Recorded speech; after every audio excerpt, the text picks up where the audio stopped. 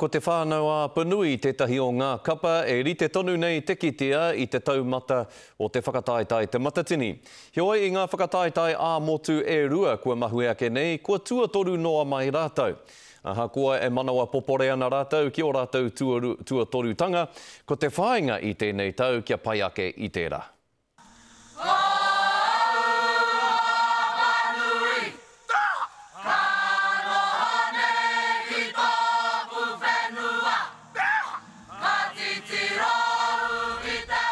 Ko tahi tonu te arona o te whānau a Panui.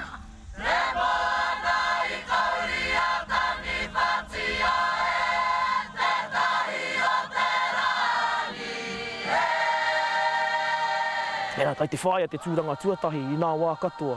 Koe nā hoki te kāroti nui e tautau ana, i mua i a mātou, hei whai mā mātou.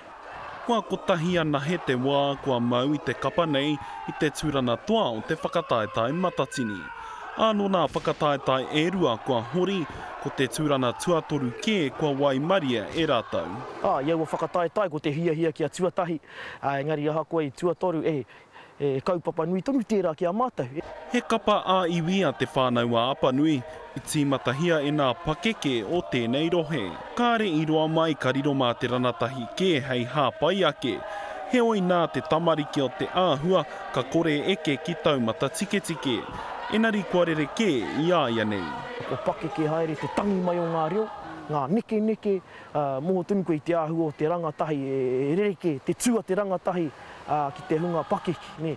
Ka kite ana nā tiati i te hunga pakeke, pai ki a rātou te mātaki aki, te pio, te tinana, te whiu o ngā ringa, te tangi o ngā reo.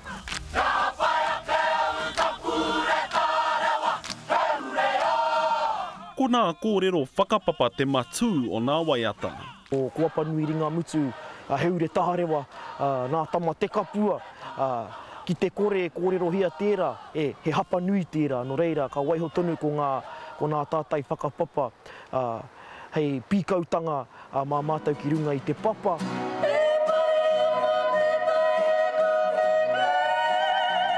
Me te tani anō ki tētahi o nā kaumātua rononui o te iwi nei.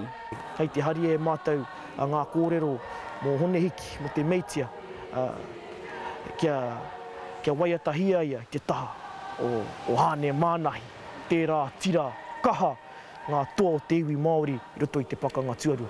Ko te pātai miriona tāra, mēnā rānei ka eke a te whānau a Panui ki tā rātau e manako hiana. A tōna wā ki te ai.